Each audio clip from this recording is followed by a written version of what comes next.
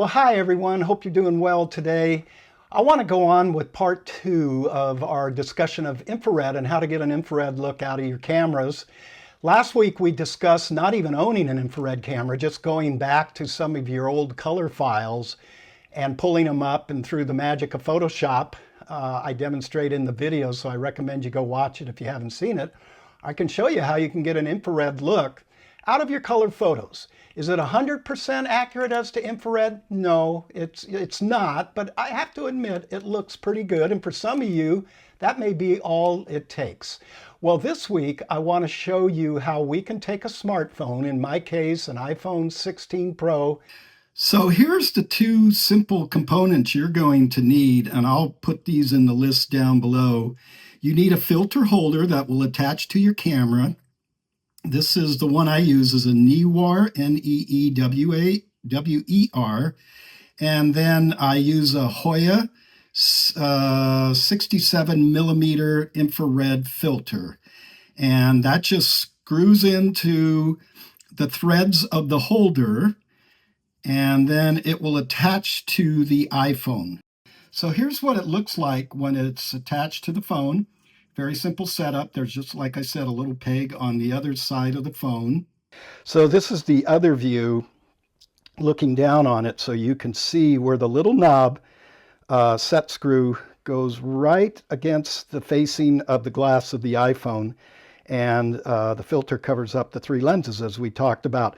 When you set that set screw, don't turn it super tight because you could crack the glass, but you can get a nice snug fit without having to really crank it down.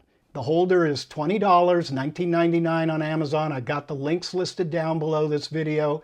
And I also went with the Hoya because I want to go with a brand name filter, and they produce infrared filters, and that one was $69.99. So essentially for $90, you have your setup and you can go shoot infrared to your heart's content. It's really fun and easy to do on the iPhone. So now I think it's time that we go over to the computer and I can demonstrate how we get a stunning black and white infrared look in processing. It's really easy. So before we get into going out on location and shooting these, and I am going to show you where I captured these, I'm going to show you these top 3 frames here that have the green around them. Let's just open up one and come into Lightroom in the Develop module. And first thing you're going to see with any infrared captured image, be it through a filter or if you have your camera converted, is that it's going to have this reddish cast. Now, when they convert a camera, they will include a profile and it won't be as bad. And I have other videos on my website that can show you how to take this reddish out of there. I don't really think it's needed on this one so much because we're going to turn this into a black and white. I could simply click there and that would just be monochrome normal. But if you look down through here, and let me close out of here, the way I got there is just to the right of profile where it says monochrome. I click on these 4 little squares and then I get these different looks. And if I hover my mouse over them, you will see that they will each be a little bit different. I'm just going to go with this look right here. And then I'm going to click this close button right there. And now I can just play around in here to my heart's content to get it. Maybe I'll lift the shadows up. I may lift the overall exposure up. And probably definitely some contrast in there. And the beauty of this is there's no one right or wrong way. Another thing I'd like to show you while we're in here, a lot of times I will play with texture. You could play with clarity a little bit if you'd like. So if you come down here where it says B&W, black and white, and open it up, you do have some sliders in here that you can play around with. And I'm going to maybe tug on, if I wanted to get this bottom foliage down here a little bit brighter, I can tug on this. You're not going to get a lot out of these sliders. Some, like aqua, wouldn't do anything for you. Yellow is just doing marginally. But it will give you a little bit of control. Definitely I'm going to put in my lens correction, and you can see it's just picking up my Apple iPhone 6. And there's different ways of doing vignetting, but if you would like to do some vignetting, you could also do some in here. So that's really the first way of doing it. Let's go over and grab another image here. And might be my preferred way of doing it. So before, I'm going to open this into Photoshop. And before I do that, I'm going to click on my 4 dots. And I'm going to get a good starting point. That's not good. Just monochrome, I think, would be good. Again, we could come over and hover over some of these. What I want to be sure of is I don't want to blow out this white in the middle. And I kind of like that as a starting point, number 6. Whoops. No, that wasn't, there it goes. It was number 10 down below it. And I'm going to show you a little trick on that. Let me close this down. We're going to come up to our masks and we're going to go to radial. This might just be a little hot spot that's created by the cameras inside the iPhone 16. And I'm just going to space that out a little bit and just I don't want to take the exposure down too much. I want to blend this. So let's try with the highlights. Yeah, and that looks a little bit better. Let's take the white slider, and then now I've just toned that down, and I think that looks good. So what I'm going to do is I'm going to edit this over in Photoshop. And now I'm going to come up to my filters here, and I am going to come into the Nik Collection 8. And from there, I'm going to come down to my favorite black and white program, which is Silver Effects. Okay. The thing I like about Silver Effects is I can go down here on this left side and really take a look at different things. Like I really like this wet rocks look. You can see it drops that sky really, really black. And then let's track over here to the right. And I have brightness, highlights, mid-tone, shadows, all of that, dynamic brightness, my contrast. So I can fine tune it over in here any way I would like. And maybe let's take those highlights down just a smidgen. I think that looks good. And let's just hit apply. So I'm going to do one more to show you so you really kind of have the idea. I'm not going to go in depth on, this is not a lesson on Silver Effects Pro, but it's going to show you how you can get some pretty amazing just preset looks. And let it just process out here. And there we go. So this is before Silver Effects and with it, and you can, and then we still have the opacity slider that we can do what we'd like with. Okay. So let's get back over into Lightroom, and we're going to do one more here. And I really like this shot. And first I'm going to develop it in here. So we're going to go in again. Let me just start with an adaptive black and white. I don't really like that. So let's go to Adobe Monotone. Clouds are not the greatest. Kind of like that one as a starting point. Again, I'm just coming in to get these as a starting point. You can see my presets down here to me all look a little too washed out. So let's close this up. And I'm just making some tweaks in here. Let's open up the shadows a little bit and maybe take the blacks down just a bit.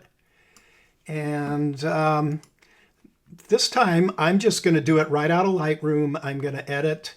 And I'm going to go into Nik Silver Effects. And I'm going to click on this. It's asking me if I want to process with my Lightroom adjustments. Okay, and so I can go into the interface of Nik either way here. And here's one that I really like that's called Full Spectrum. And now you can see I can come over here and maybe just tone my whites down just a little bit.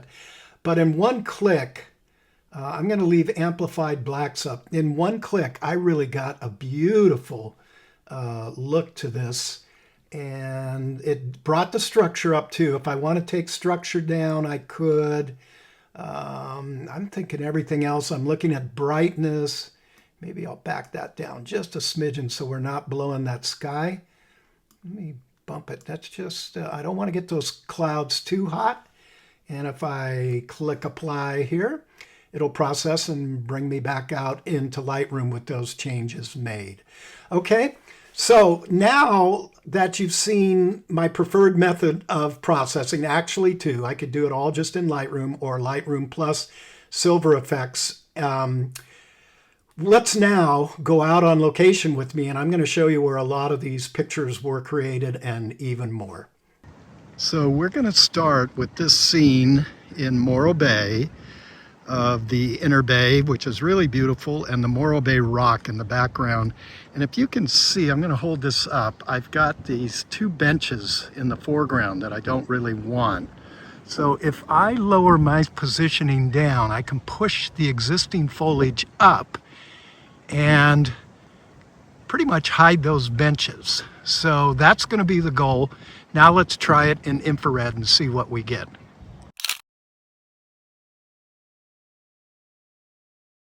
So here is another view of the volcanic rock in Morro Bay. It's 585 feet tall. The fog's starting to build back in, so we don't have quite the sky we did. And I'm going to try another one as I get down onto the beach.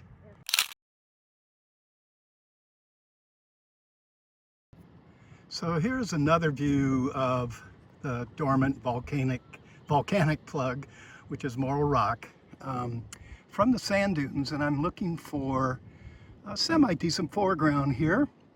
I don't really want to split it down the middle and make it symmetrical, but let's see how the IR filter handles this.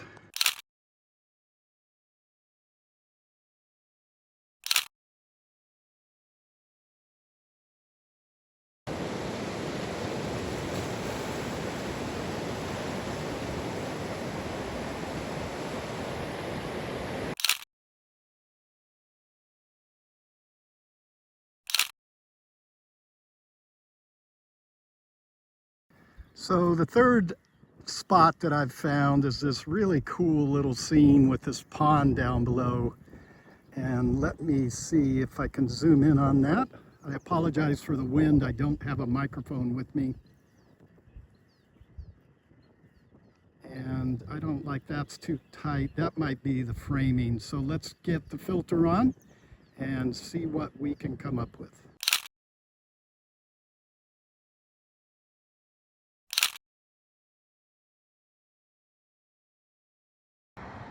So I've made it over the summit, which was 1,600 or 1,762 feet. And now I've come down onto this vineyard and a tasting room out there in the distance. And I want to swing around this way too. You can see I'm right on the edge of the fog bank where it's starting to break. So we're going to get into some sunny scenes now at our next stop, and I'll catch you there.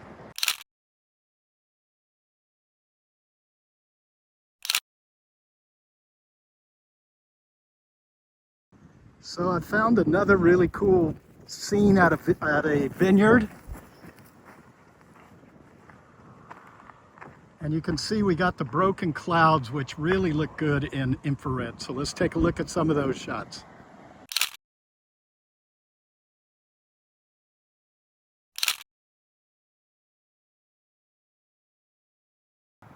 I happened upon this scene, and again, I apologize for the wind, with these hay bales and then some vineyards and oaks and just blank blue sky. We'll see how this works.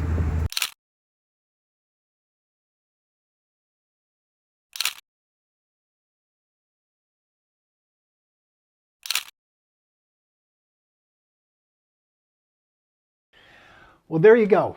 That's how simple it is to take a little adapter and an infrared filter, and you're in business creating infrared images with your smartphone. So I really hope this video has kind of gotten you excited about the creative possibilities, showed you a little bit about how I go about processing it. I highly recommend the Nik filter system. In a couple of months, I'll be having discount code with them. So if you want to wait till then, or you can purchase them now, whatever you would like to do. But get out there and have some fun with this. I'm going to be leaving for the next couple weeks to teach a workshop with Gary Hart over in New Zealand. It's going to be their winter time as it's our summertime. The Alps are going to be full of snow. The ski resorts are going to be open. We're going to have a great time. We do it every year. It might be something you'd like to think about joining us in 2026. I'll run some videos when I get back home.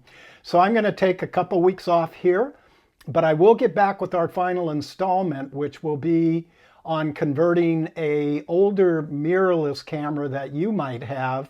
And I'll answer the question as to why you don't want to really convert a digital SLR. We'll put that all into it. And if you've, after these last two videos, are feeling like you really want to go after this so you can start using your lenses, we'll talk about all of that also. So till next time, stay creative. It's great for the soul. We'll see you when I get back.